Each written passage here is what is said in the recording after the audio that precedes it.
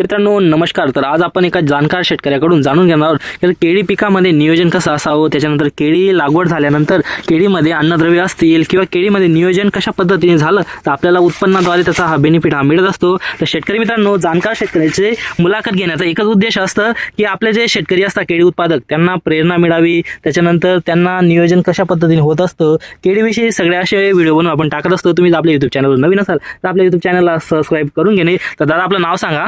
नमस्कार, माझं नाव महेश घनश्याम भोळे, राहणार वाघळी तालुका चाळीसगाव. दादा तुम्ही याच वर्षी फर्स्ट टाइमच केळी लागवड केलेली आहे? पहिल्यांदा मी केळी लागवड केलेली आहे.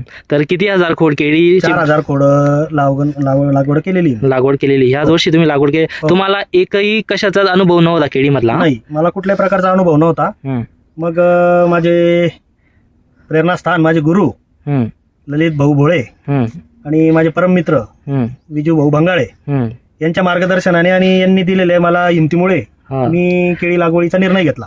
आणि त्यामध्ये मी आज जे नियोजन केलेलं आहे त्यांच्या सांगण्यावरून वेळोवेळी मला ललित भाऊ सांगत असतात, विजू भाऊ सांगत असतात, मग त्यांच्या आणि संजय कृषी केंद्र वाघळी यांच्या मार्गदर्शनाने असे मिळून मला जी गोष्ट नाही कळली मी त्यांना विचारतो, त्यांना विचारून सगळ्या गोष्टी करतो. आणि त्या पद्धतीने आज मी हे जे केळी जे आज माझं पीक उभं आहे हे अशा पद्धतीने आहे. तर खत नियोजन असेल, पाणी नियोजन असेल, त्याला लागणाऱ्या वेळोवेळी ज्या ज्या गोष्टी असतील त्या मी सगळ्या फॉलो केलेल्या आहेत. आणि आजचा किती महिन्याचा बाग हा तयार झालेला आहे तुमचा? आज माझ्या बागाला 5.5 महिने पूर्ण झालेले. तरी पहिले आपण 2.5 महिन्याचा बाग होता तेव्हा खूप म्हणजे ट्रेस मध्ये गेलेला होता ना बाग. त्याच्यानंतर आपण थोडं खत नियोजन वगैरे व्यवस्थित केलं तर आजचा जर बुंदा पाहिला तर सगळ्यात भारी बुंदा. येतात का कोणी असं शेतकरी वगैरे केळी उत्पादक सांगतात का तुम्हाला की चांगला बाग आहे तुमचा? हो, भरपूर जण आलेले आहेत, बघून गेले आणि सांगतात की खोड लागवड केलेली असं वाटत नाही, रोपच लावलेले असं वाटतं, असे ते त्यांच्या तोंड बोलतात. मग तसं बोलल्यानंतर आपल्याला पण एक उत्साह निर्माण होतो, आपल्याला आनंद होतो की नाही आपण जे करतोय जे केलेलं आहे ते योग्य आहे, आपण योग्य मार्गाला जातोय असं आपल्याला आपलं फील होतं.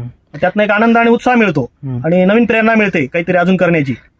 आता केळी उत्पादक शेतकरी असतात, नवीन केळी लागवड किंवा जुने असतील तर त्यांना एक सल्ला द्या तुम्ही की केळी पिकामध्ये उतरण्याच्या अगोदर कोणत्या गोष्टींचं नियोजन हे परफेक्ट पाहिजे. नवीन केळी बागायतदारांना माझा सल्ला असा असेल की पहिले पूर्ण माहिती घेतल्याशिवाय तर उतरूच नका.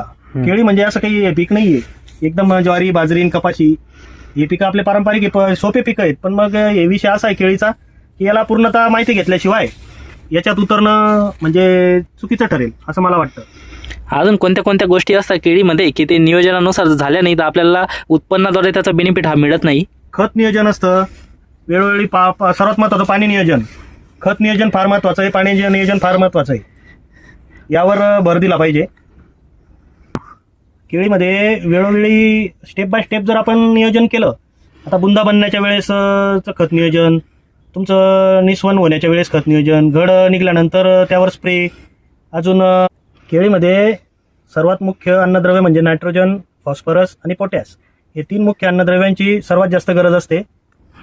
तसेच दुय्यम अन्नद्रव्यांमध्ये कॅल्शियम, सल्फर आणि मॅग्नेशियम हे 3 अन्नद्रव्य हे दर महिन्याला केळीला दिलेच गेले पाहिजे. व सूक्ष्म अन्नद्रव्यांमध्ये झिंक, फेरस, मॅग्नेज, बोरॉन, कॉपर, मॉलिडियन असे हे अन्नद्रव्य दर महिन्याला झाडाला दिलेच गेले पाहिजे. यामुळे झाडामध्ये क्लोरोफिल अन्न तयार होण्यासाठी मदत होते. तसेच सर्वात महत्त्वाचं तर तुमच्याकडे पाणी हे भरपूर असलं पाहिजे. त्याचं कारण असं की केळी पिकामध्ये झाडामध्ये 70% हे पाणीच असतं. त्यामुळे पाण्याची कमतरता जर भासली तर मग तुमचा बाग हा ट्रेसमध्ये जाऊ शकतो.